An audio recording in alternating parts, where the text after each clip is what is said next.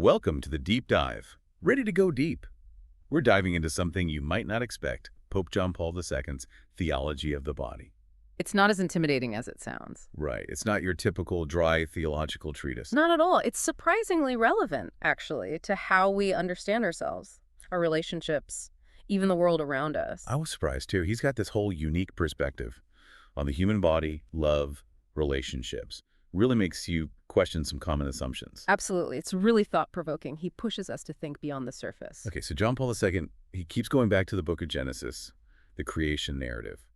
Why do you think he puts so much emphasis on that in the beginning stuff? Well, it's like this. John Paul II believed that to understand the human body, you have to go back to its original design, its purpose, before sin. Yeah. He was really drawn to the creation story, especially that second creation narrative, the one that really zooms in on Adam and Eve's experience. Right. And he saw it as revealing something absolutely fundamental about who we are as men and women. So like our bodies have this built-in purpose, a factory setting almost, that gets kind of messed up along the way. Exactly. He calls it the nuptial meaning of the body. Nuptial meaning. Okay, got to unpack that one. What does that even mean? It's this idea that our bodies, just as male and female, they reveal this deep truth about us, about our capacity for self-giving love. Interesting. A love that actually mirrors God's own love. Okay, hold on. Nuptial meaning, break that down for me in a practical sense. Basically, it means our bodies aren't just biological machines. They have this incredible capacity to express love, to make a gift of ourselves to another person. Think about it, even on a purely physical level. Men and women were designed to fit together, to complement each other. Wow. Never thought about it like that before. Yeah. So it's deeper than just, the physical act of sex. It's this whole language of love and self-giving, and it's built into us from the very beginning. Exactly. And it's a language that speaks volumes about God's plan for humanity, our call to communion, to love. This is blowing my mind. Okay, but what about the tough questions? Like, if our bodies were designed to be nuptial, as you say, why was there shame in the Garden of Eden? Adam and Eve were naked and unashamed until, the fall. How did John Paul II make sense of that? That's where it gets really fascinating, because he doesn't see that shame as a bad thing inherently. Instead, he sees it as a sign of a new awareness, a new understanding of the body's value. Oh. Imagine it this way. Before the fall, Adam and Eve are naked, right? But they don't experience their nakedness as something to be ashamed of. They were totally comfortable with each other. Because they hadn't yet experienced the brokenness of sin. Exactly. They hadn't yet experienced that temptation to use their bodies against their intended purpose. Right. But after the fall, after sin enters the picture, their understanding of their bodies, it changes. It's like they suddenly become aware of the potential for their bodies to be, objectified, used in a way that disregards their dignity. Precisely. And John Paul II connects this to the idea of the body as a gift, something sacred, something to be cherished, to be protected, not exploited. So that sense of shame, in a way, was a sign, like a sign of their understanding that this gift, this incredible ability to love and be loved through their bodies, could be wounded, misused. That's a great way to put it. And it's a point that's so relevant to how we approach relationships today. This isn't just some abstract theological debate. It goes right to the heart of how we treat each other, how we respect the dignity of every human person. You're right. This is getting really real. Okay, Yeah. So we've talked about the beginning, but what about how sin has impacted our view of the body in a more practical sense?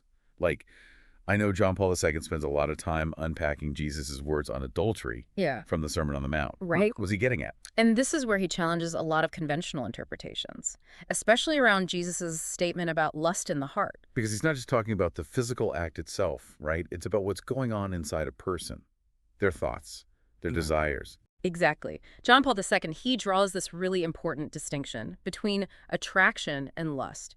He says attraction to another person, even a strong physical attraction, that's totally natural. It's part of being human. But lust is different. He calls it a reduction of the person. Okay, lust as reduction. Help me understand that. It's like this. When we lust after someone, we stop seeing them as a whole person, made in the image of God, worthy of love, worthy of respect. We reduce them. to an object for our own gratification. So you're no longer seeing the person in their fullness, just focusing on one aspect of them, using them for your own selfish desires. Exactly. And it's crucial to remember that John Paul II isn't saying that the body is bad or that we should ignore our sexuality. No, instead he's emphasizing the need to see beyond the purely physical, to the dignity of the person. It's about integration, where our desires are ordered toward genuine love, respect, not just self-gratification. You got it. He calls this the redemption of the body, which is fascinating because he's linking this very personal, even intimate aspect of our lives to this much bigger theological idea of salvation and what it means to be fully human. Okay, this redemption of the body idea has me really intrigued. Does John Paul II offer any concrete examples of what it looks like to live out this redeemed sexuality? What does that even look like in real life? He does, and he approaches it in a way that might surprise you, through the lens of celibacy. Celibacy. Okay, now you've lost me. How does choosing not to marry connect to all this talk about the body and sexuality? Trust me, it's all connected. John Paul II takes Jesus' words about celibacy, for the kingdom of heaven, and completely flips the script on how we usually think about it. Okay, I'm all ears. How does he flip the script exactly? What are we missing when it comes to celibacy? Well, we often think of celibacy as primarily about renunciation, right? Giving up marriage and sexual intimacy. And while that's part of it, John Paul II sees it as this radical way of affirming the nuptial meaning of the body, not denying it. Wait, hold on. How can celibacy be nuptial? I need you to unpack that one for me. I hear you. It's a lot to take in. John Paul II is saying that choosing celibacy freely for the sake of the kingdom of God is actually an act of total self-gift. It's like a mirror image of Christ's love for the church. So it's still about that nuptial meaning, that capacity for self-giving love, but it's directed toward God and serving others in this really unique and powerful way. You got it. And here's where it gets even more mind-blowing. John Paul II believed that this radical witness of celibacy can actually shed light on the true meaning of marriage. Whoa, okay, slow down. We're talking about celibacy as a model for marriage. How does that work? Well, he looks at Ephesians 5, where St. Paul describes marriage as this profound mystery that reflects Christ's love for the church. Right. Husbands, love your wives as Christ loved the church and gave himself up for her. That's a high calling. Absolutely. And John Paul II sees both celibacy and marriage as ways of reflecting that same kind of sacrificial, self-giving love. So both vocations, in their own unique way, are meant to point to something beyond the purely physical, something that reveals a deeper truth about love and self-gift. Precisely. And that's why John Paul II was convinced that reflecting on both marriage and celibacy could help us all better understand what it truly means to live out a Christian vision of sexuality and relationships. Okay, so we just talked about celibacy as this surprising mirror for marriage. Yeah. But how does that actually play out? What does it mean for those of us who are called to marriage to think about our relationships in light of that kind of radical self-giving love? That's the million-dollar question, isn't it? It is. And this is where John Paul II's insights into the sacramentality of marriage, it gets really powerful. Okay. He's saying that marriage, it isn't just a social contract, or a legal agreement. Right. It's a sacrament. Yeah. This sacred sign Right. that reflects God's own love. We touched on that earlier with that whole Ephesians 5 thing Right. about husbands loving their wives as Christ loved the church. Yeah. But I think a lot of people, I don't know, they struggle to connect that kind of, lofty theological language Yeah. with the actual messy reality of married life. Totally. It's like, how do you live out that kind of love when you're arguing over whose turn it is to do the dishes? Exactly. Yeah. So how does John Paul II bridge that gap? He talks about it in terms of freedom. Okay. He says true love, the kind of love we see in Christ, it's always a free gift Okay. of oneself, right? It's never about coercion or using the other person for your own selfish desires. And that freedom is what allows that whole language of the body thing to work in the right way. Absolutely. John Paul II believed that the physical intimacy between a husband and wife, it's meant to be an expression of that free, total self-gift. Okay. It's a language that communicates love, fidelity, lifelong commitment. So it's deeper than just the physical pleasure. It's about expressing something spiritual, Yeah. but through your body. Exactly. It's about making your whole self a gift to your spouse. And this is where that concept of redemption of the body that we talked about earlier, it comes full circle. Okay.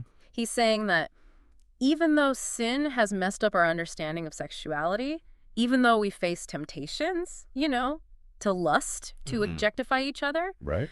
Marriage as a sacrament can help heal those wounds and restore us to wholeness. It's like marriage itself becomes a way to experience that redemption, to reclaim the true meaning of our bodies and our sexuality. You got it. John Paul II saw that redemptive power at work in the mutual self-giving of the spouses, Okay. in their commitment to love and cherish each other until death do us part. It's a powerful vision of marriage. It is. But let's be real, it's also pretty demanding, right? Yeah. Living out that kind of self-giving love day in and day out. Yeah. That's not easy. No doubt. And John Paul II doesn't shy away from that. Right. He was very clear that marriage requires sacrifice. Yeah. Self-control, a willingness to put the needs of your spouse before your own. And that's where his teachings on chastity come into play, right? But we're not just talking about, abstaining from sex before marriage, are we? Right. He's talking about this much broader virtue Okay. that involves choosing to direct our desires Yeah. for genuine love and respect for ourselves and others. Okay. It's about making choices that align with the dignity of the human person, Mm. both within marriage and outside of it. So chastity within marriage isn't about repression Right. or denying your sexuality. It's about focusing your passions Yeah. in a way that benefits your spouse in your relationship. Exactly. It's about recognizing that true freedom comes from choosing what's good for yourself and your spouse, Right. even when it's hard. And that's where the idea of periodical continence, which he wrote about in his encyclical Humani Vitae, it becomes really interesting. Okay, let's dive into that a bit. Periodic continence, that sounds a lot like natural family planning, right? It is. John Paul II was a firm believer that couples, they have a responsibility to regulate their fertility, but he insisted that it should be done in a way that respects the dignity of the marital act Okay. and the unitive bond between husband and wife. So it's not just about, avoiding pregnancy at all costs. It's about approaching family planning with this sense of reverence for what that sexual intimacy truly means. That's it. He believed that using methods like natural family planning, which requires, abstaining from sex during a woman's fertile window, Yeah. could actually deepen a couple's love Really. and their understanding of each other. It's like it forces you to be more intentional, Yeah. right? More communicative Yes. with each other about your intimacy and your family planning decisions. Precisely. It requires couples to talk about their desires, their fears, their hopes for the future. Right. And it can also be a powerful witness to the fact that sexual intimacy isn't just about, having babies. Yeah. It's about nurturing the love and unity between a husband and wife. Wow, this is a lot to process. We've talked about so much. Marriage as a sacrament, redemption of the body, chastity, responsible family planning. It's a lot. Where does all this leave us? What's the takeaway for someone trying to figure out love and relationships today? I think the biggest takeaway from John Paul II's Theology of the Body is this. He's calling us to see our bodies not as objects to be used, Right. but as gifts to be cherished, as visible signs of God's invisible love. It's a radical vision, It is. but incredibly hopeful too, right? Yeah. It requires a reorientation of our desires, Yes. a deeper understanding of freedom, Absolutely. a commitment to living out that selfless love that we see in Christ. Absolutely. It's not an easy path, but it's one that leads to genuine fulfillment, both as individuals and in our relationships. Through all this discussion about marriage celibacy, even natural family planning, Yeah. one phrase keeps coming back to me, the language of the body. Yeah, John Paul II uses it constantly. he does. But I'm curious, what does it actually mean in practice? It's a great question Yeah. because it is such a central idea for John Paul II. Right. He really believed that our bodies have this incredible ability to communicate, to express these deeper truths about ourselves and our relationships, even without using words. So it's like our bodies have their own grammar, Yes. like a vocabulary that we need to learn how to speak. Exactly. And he's not just talking about body language cues that we learn in psychology class, right? Right. But this much, much deeper level of meaning that's kind of embedded in our very design as male and female. Okay, so how do we learn to speak this language? Or even more importantly, how do we avoid misinterpreting it or sending mixed signals? This is where John Paul II's emphasis on purity of heart is so key. Okay. And he's not being prudish or anything like that, right? Oh. He's saying that when our hearts are truly oriented toward love, and that self-giving, other-centered love that we keep talking about our bodies can then more authentically express that love. So it's like that saying, actions speak louder than words. But in this case, it's our inner actions, our intentions, that are shaping the meaning of our physical actions. Exactly. John Paul II argues that true love, it isn't just a feeling, right? It's a choice. It's a commitment to will the good of the other person. Right. And that choice, that inner disposition, it influences how we use our bodies, Yeah. how we interact physically, emotionally. That actually makes a lot of sense. Yeah. Like, think about how differently a hug can feel, Right. depending on the intention behind it, right? Perfectly said. Or think about even a simple gesture like holding hands, right? Yeah. It could be a sign of, like, casual affection, Right. deep intimacy, Yeah. or even, sadly, a way of exerting control over somebody. Wow. It all depends on the language that's being spoken, internally and externally. This is all pretty mind-blowing stuff. It is. I mean, we started with Genesis, talked about celibacy as this radical reflection of love, Right. and now we're seeing how it all connects back to the way we live out our relationships every single day. I think that's what makes John Paul II's work so compelling, right? Yeah. He's not afraid to challenge us, to challenge our assumptions, Yep. and to invite us to see the world and ourselves in a whole new light. It's definitely given me a lot to think about. Yeah. Out of all of Pope John Paul II's writings, I think it's safe to say that this theology of the body, I don't know, it stands out It does. as this unique and incredibly important contribution to understanding what it means to be human. Absolutely. His message, it goes beyond any specific time or culture because it speaks to the deepest longings of the human heart. Totally. The desire for love, connection, meaning. And he's showing us that the path to fulfilling those desires, it's not found in ignoring our bodies Right. or treating them as objects, No. but in rediscovering their inherent dignity, their sacredness, as reflections of God's love. Beautifully said. It's a challenging vision, but ultimately a hopeful one, I think. Yeah. It calls us to embrace both our physical and our spiritual selves, Right. to live in a way that honors the dignity of every single person, Yeah. and to see the world as filled with opportunities to encounter God's grace. And sometimes those encounters, those glimpses of grace, come through the most unexpected means, That's right. like a deep dive into theology. Exactly. You never know where these deep dives will take you. This has been incredible. Thanks for joining us on the deep dive. My pleasure. Until next time, keep seeking, keep questioning, and keep diving deeper into the mysteries of life, faith, and everything in between.